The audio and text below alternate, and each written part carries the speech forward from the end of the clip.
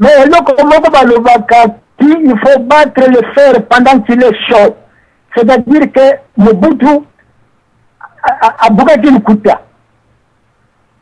Ce qu'on voit le Kuta, le cas. Ce qu'on voit, il va joyeux. Alors, à mon avis, c'était un temps à profiter davantage pour la faire parce qu'un coup d'État qu'on appelle un coup d'État, ça se fait avec les fusils. Ce qu'on te dit. Dans les politiciens, mais coup d'État.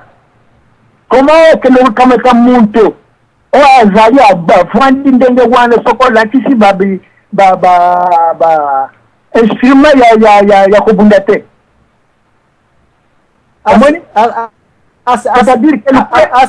assez dire yo soko za civil ngape na za civil yo soko za politicien te ngape na za politicien te. Est-ce que tu peux avoir l'idée oyo azalaki ministre ya justice c'était un politicien? Est-ce que d'après ayeba ki ba loi wana oui ou non qu'il faut qu'il y ait une sentence là, il faut qu'il y ait une révision na ba cour ya magistrature biloko ndenge wana? Je veux un peu savoir na expérience na yona âge comme nango. Est-ce que tu ne trouves pas que c'est un peu difficile? À part ça, le ministère de la Justice, parce que nous avons contrôlé trois pouvoirs judiciaire, législatif qui est Bamba Zawana, et puis exécutif qui est Kassavou Bazaki dans l'école, soit là, Mobutu Yemo a un poste.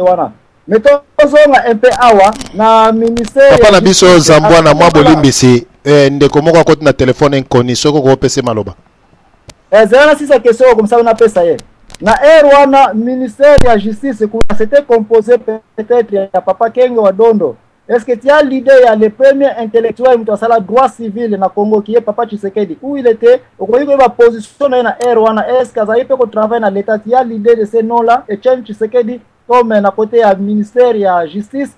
Est-ce qu'il a une fonction qui il était? Parce que tous les gars va biso va civil na mbule yeli biso tokokimaka na juge tokokimaka na justice abatela biso rôle ya mwana justice ezali mpona kobatela biso ba civil qui était na côté à défense ya justice na Rwanda. Est-ce que le nom de Papa Tshisekedi n'est pas repris dans ta mémoire?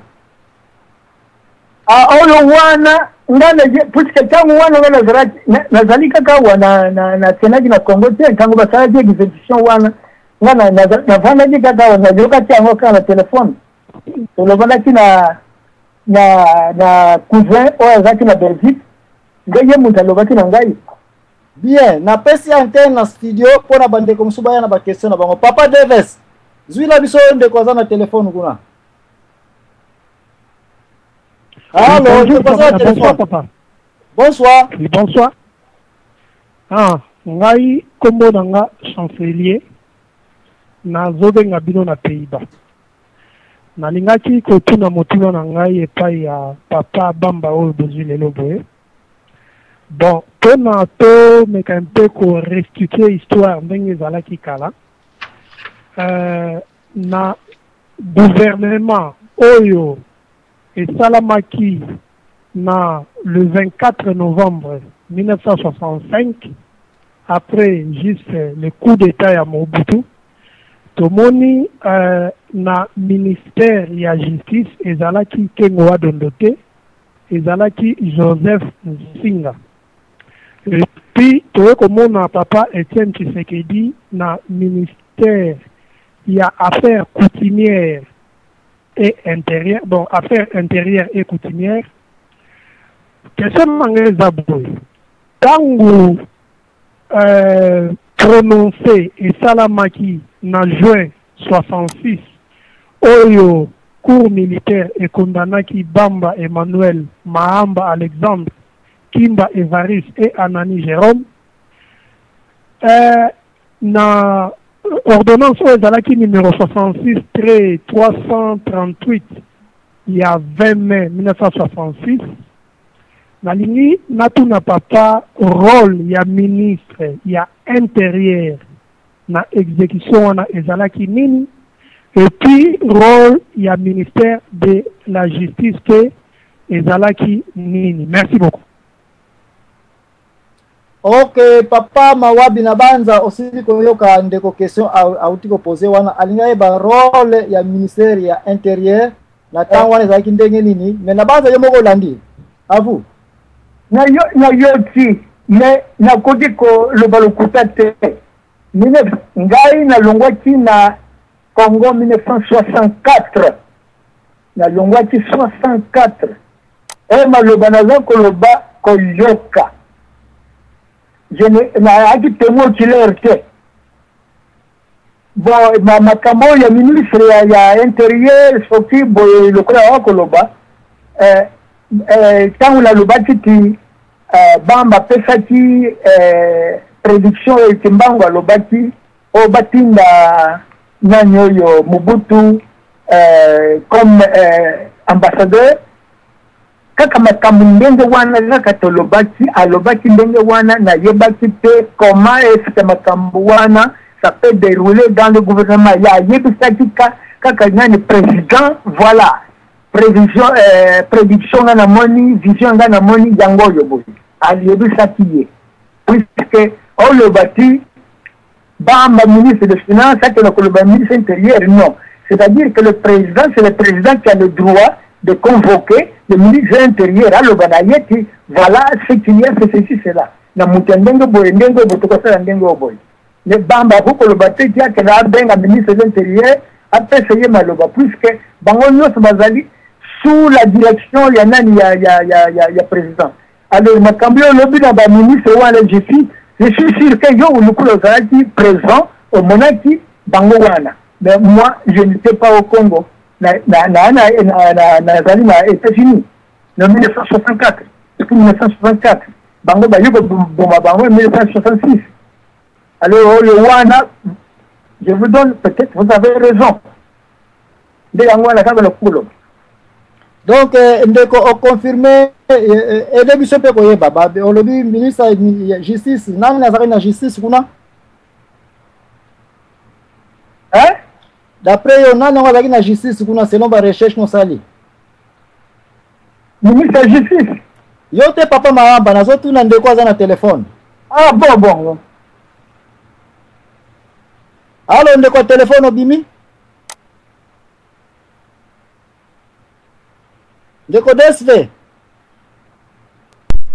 allo papa DSV papa na biso zambwa na Skype ezali wana liboso na yo talaka yango mwa okomona tango mosusu ndeko abimi okomona kaka na Skype wana ndeko aza lisusu te merci ok bon papa soki mutaye opesi ngai ye kaka parce que ba antenne eza kofongwa na bato nyonso partout bozali na monde na banza boza kolanda masolongo na www.radiolisolo.com namoni lisusu papa na biso na mwe lisusu ndeko oyo ya telefone inconi azongi lisusu na banzi bozali na ligne bato mine talaka soki moko akoti wana okoyeba ndeko akoti merci ok ndeko zo telefone kuna lisusu ok papa Zambwana oui papa na ngai ok merci mingi na motuna limbisa mpo na dimaki natikela mpe bandeko mosusu bakoki kointervenir bon soki tolobi bon na mwa moke barecherche tokosala soki tolobi tosite mwa mokie composition ya gouvernement oyo Mobutu anomaki oyo ezalaki ya le 28 novembre 1965 soit 4 jours après le 24 novembre 1965 tokomona ke na ministre ya affaires étrangères ezalaki Justin Bomboko Lokumba, Justin Marie Bomboko Lokumba, na ministère na agriculture ezalaki Alphonse Damundu, na classe moyenne ezalaki Bernadette Mungoludiak, na défense nationale rattachée au président de la République Joseph Désiré Mobutu Yemoko, na éducation nationale AD Atanas Njadi, na finance tozalaki na Jean Joseph Lito, na fonction publique ezalaki na Michel Colin wana azalaki bon moi mokie muto libanda toye na intérieur et affaires coutumières ezalaki Etienne Tshisekedi, na plan Jean-Marie qui piwa, na santé publique Martin Chichimbi, na transport et communication Victor Mendaka, na travaux publics Jean Bolikango, secrétaire d'État aux affaires étrangères, Joseph Oulumba, économie nationale, Eloi Mayala, justice, Joseph Nsinga.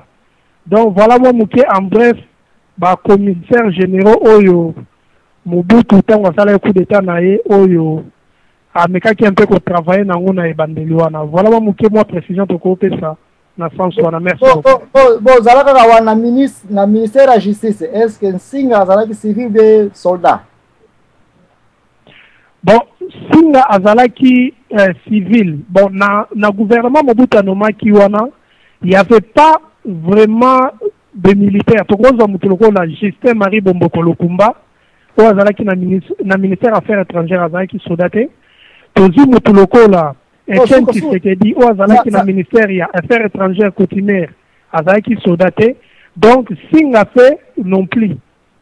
Bon, to sukana wana bezala na ligne wana entre bon papa Nsinga na rôle comme justice ministère de la justice comme civil.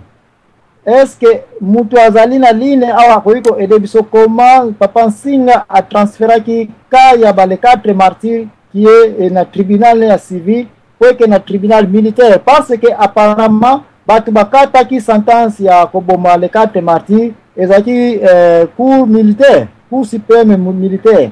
Sous quel rôle de place on a papa m'a dit déjà aussi le bino qui ne sait pas il a été na yebi na ngaite mais moi question ma cas c'est zawana pourquoi cette affaire est dit qui na tribunal civil pour que na tribunal militaire pour un seul jour et puis sentence 4 melikuna question ma cas c'est de place auto za ko bunda na ngo est-ce que mutazali quelque part na ko ko na pièce moko boeto yo kusagisa na mise na biso ya infopoto zuna to créer musée ya histoire réelle à Congo poto tala ba erreur na biso de passé. Poto yeba un peu est-ce que tozako continue ba même salité oyote to sangisa 20 ya kitoko na 20 ya kala na même vase. Bon, papa na ko suma loba. Oh, loba na yo za libre, yo za yo mo na mona ligne awa. OK. Papa Zambona so na ko suma loba to mona tant coup d'état et salemi. To moni que le haut commandement militaire nde mutezwa ki pouvoir. Donc tozomona ezalaki chapeauté pa ya yemoko Mobutu ou azalaki soda le colonel je crois azalaki colonel Mobutu tango asalaki coup d'état wana bon procès wana il est rationnel que procès wana ezalaki na cour militaire kuna nde na jugement on a utaki ko pesa wana ya numéro 66 près 338 il y a 30 mai 1966 oyo ezaki composé exclusivement na ba officier supérieur lokola Ingila Malila pe Nkulufa batu wana nde basalaki collège ya ba juge militaire oyo ba jijaki batu oyo bazalaki pandi na place de la martyre. Bon selon ma spéculation, selon on a quoi spéculer boye, normalement, ceux qui batouana bazalaki condamné na cour militaire, tout le monde a que un bazalaki non bas civil peut-être, bon pas peut-être, il est tout à fait logique que bah quand on a jugé na cour moko na tribunal moko de paix, hein, ou ya bas civil par exemple. Je crois ezalaki injonction parce que bazalaki soupçonné na coup d'état. Je crois ezalaki injonction directe.